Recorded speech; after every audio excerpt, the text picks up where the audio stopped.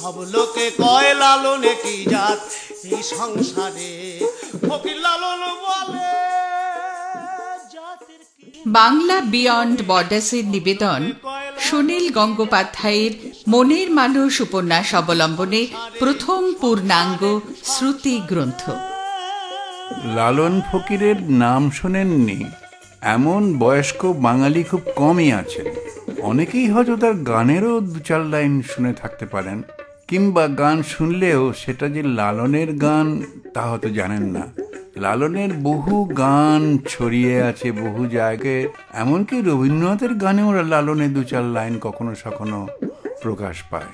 কিন্তু এই লালন ফকিরের জীবন সম্পর্কে মানুষ প্রায় কিছুই জানে না, যদিও এ একটা অসাধারণ জীবনী। সাধারণ বাউল ফকিরের মতো নিরামিষ জীবনী নয়, কিন্তু বেশ ঘটনাবহুল, নাটকীয়। লালনকে যখন কেউ জিজ্ঞেস করত তুমি হিন্দু না মুসলমান, লালন হাসতেন। কি আসে যায় হিন্দু হলো বা মুসলমান হলো, জাত দিয়ে কি মানুষকে চেনা যায়? এটা 200 বছর আগে একজন মানুষ বলেছিলেন। আসল পরিচয় কিন্তু হিন্দুও নয় মুসলমানও নয়, আসল পরিচয় হচ্ছে মানুষের মনের মধ্যে যে একটা মানুষ আছে তাকে খোঁজা। এই হিসেবে এই যে বার্তাটা, এই যে বাণী, এটা কিন্তু শুধু হিন্দু মুসলমান বা আমাদের দেশের মধ্যে সীমাবদ্ধ নয়, এটা সারা পৃথিবীতে মানুষের প্রতি এই বাণী প্রযোজ্য, যে মনের মধ্যে সেই মানুষটাকে খুঁজতে হবে, যে মানুষের সন্ধানে আমরা বেঁচে আছি। ফলে লালনের এই জীবন নিয়ে আজকে আমাদের উদ্যোগ, আশা করি শ্রোতাদের আকৃষ্ট করতে পারবে। প্রতিটি শব্দ ফিরে এলো তার স্মৃতিতে, আর বারবার মনে হতে লাগলো সেই পৃথিবীতে জন্মেছে বটে, কিন্তু তার তো লালন পালন কিছু হয়নি। তার জন্মদাতা তার কোনো দায়িত্ব নেয়নি, অতি অল্প বয়সেই তাকে ছেড়ে চলে গেছে। তার মুখও লালুর মনে নেই। তার অসহায় বিধবা মা আর কিভাবে তাকে পালন করবেন? মামার বাড়িতে এসে তার মাকে যে কত রকম লাঞ্ছনা সহ্য করতে হয়েছে তা কি সে শিশু বয়সে অনুভব করেনি? দুবেলা দুটি অন্নের জন্য উদয়াস্ত পরিশ্রম করতে হয়েছে তার মাকে। ছেলের দিকে তিনি মনোযোগও দিতে পারেননি।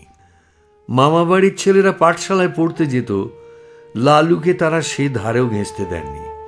লালুর অবশ্য তখন মনে হতো তাকে যেন সুবিধেই দেয়া হচ্ছে।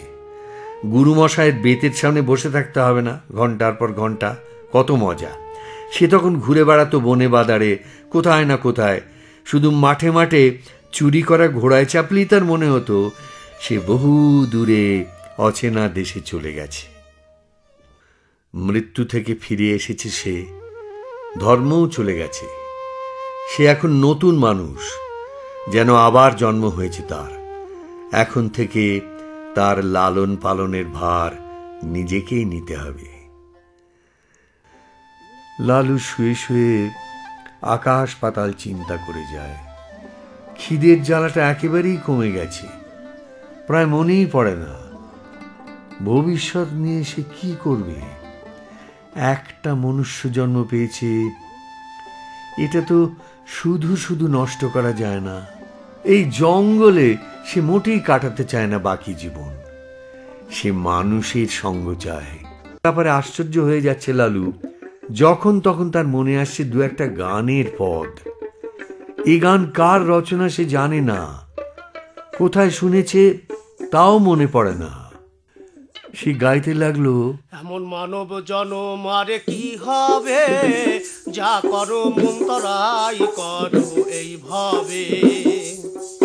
এমন মানব জনম আর কি হবে, যা করো মন তরাই করো